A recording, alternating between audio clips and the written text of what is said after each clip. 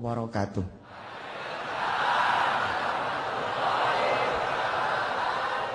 Allahumma salli wa sallim wa barik ala sayyidina Muhammad wa alihi walhamdulillahi rabbil alamin.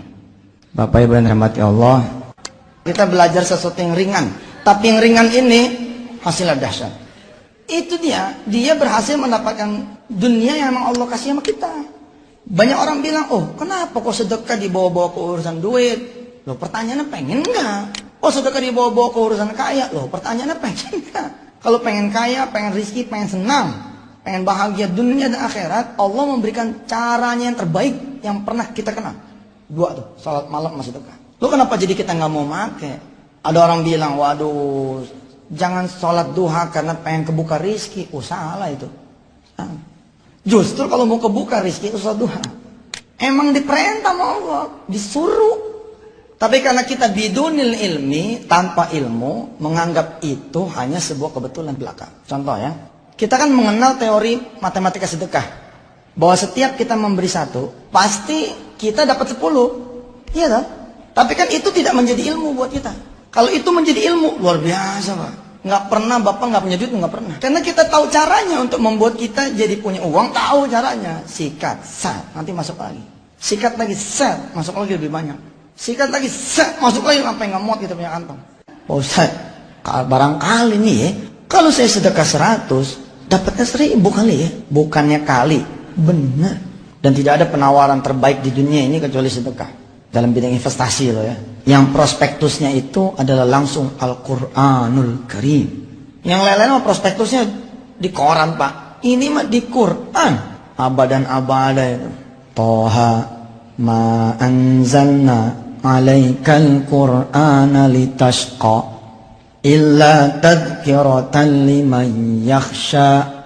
Kata Allah, Quran ini diturunkan bukan akan memberatkan kalian, enggak, akan bikin kalian jadi senang. Sekarang kita belajar teori matematika dasar sedekah, mengingatkan, menyegarkan ingatan Anda, pikiran Anda. Selama ini Anda sudah bermain di wilayah matematika sedekah. Rumusnya, setiap saudara ngasih 1, saudara dapat 10. Maka setiap saudara, katakanlah saudara punya 10, kita belajar 10 dikurang 1 bukan 9, tapi 19. Ini kan ilmu yang biasa kita tahu, kita sudah dengar, kita sudah paham, dan saudara-saudara sudah mempraktekkan. Sebagian besar jamaah di sini udah bukan mempraktekkan lagi, tapi udah menjadi pelaku. Hari ini saya akan mendorong saudara untuk meningkatkan. Ada peningkatan dan ada keistiqomahan. Jangan menjadikan sedekah itu sebagai sebuah agenda seremonial yang kebetulan. Kalau kebetulan ada yang datang, kebetulan ke masjid, enggak, cari. Nah, itu bahasanya. Kita keluar, kita cari. Kenapa ini menjadi 19? Karena matematikanya tidak berhenti sampai di sini. Kalau saya boleh menjambarkan 10 gitu ya. Ini pakai matematika anak SD. Di sini memang 9. Tapi ingat, ibadah itu punya dimensi hari akhir. Hari akhir itu apa sih? Hari kemudian. Artinya dia tidak berhenti sampai di sini dong, Bos. Tuh, gitu. Kalau di matematika biasa, pengurangan, di sini penambahan. Yang mana yang ditambah? Ini kan dikembaliin sama Allah 10. Jadi berapa? 1 kurang 1, 0 memang. Tapi 1 dikali 10 plus di sini 10. Ini ilmu mahal nih Pak. Ilmu yang akan membuat Anda serta-merta jadi kaya. Percaya sama saya. Kalau saya bicara ini nih, bicara titik, nggak koma, titik. Tentu syarat dan ketentuan berlaku dong. Anda bersih dulu dari urusan-urusan dosa yang membuat ini jadi tidak muncul. Tidak muncul bukan tidak diberi, tapi Anda menjadi unknown people, unknown address. Mau diantar nih sama Allah, tapi nggak dikenal. Kenapa nggak dikenal? Malaikatnya balik. Karena si A ini pezina, si A ini pemabuk, si A ini tidak sholat. Kalau kenyataannya masih ada yang dibagi, oh itulah Allah, Maha Rahman, Maha Rahim.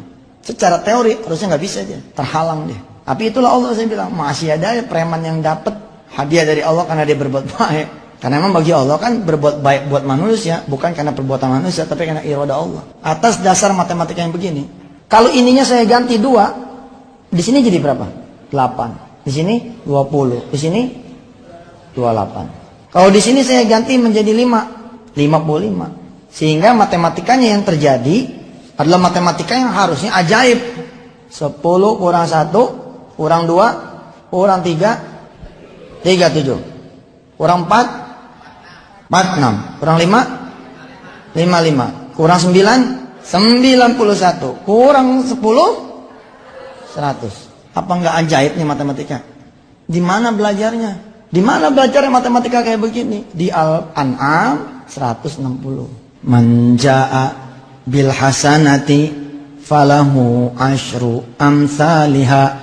Siapa yang ngasih 1, Allah akan mengembalikan 10 kali lipat. Pertanyaannya, kenapa kita tidak memilih yang ini? Tetap berkutat di sini. Iya kan? Betul nggak? Dalam chart kuliah yang akan kita sebarkan ke seluruh Indonesia, saya memberikan ilustrasi. Kalau seseorang bawa duit 110 ribu, ini juga masih biasa nih, Anda udah tahu. Berapa yang biasanya orang sedekahkan? 10 ribu. Padahal kita sama-sama tahu, kalau diturunin, dijabarin, gitu kan? Dikurang 10. Di sini berapa? 100. Di sini 100. Di sini 200. Bukan tinggal 100, tapi jadi 200.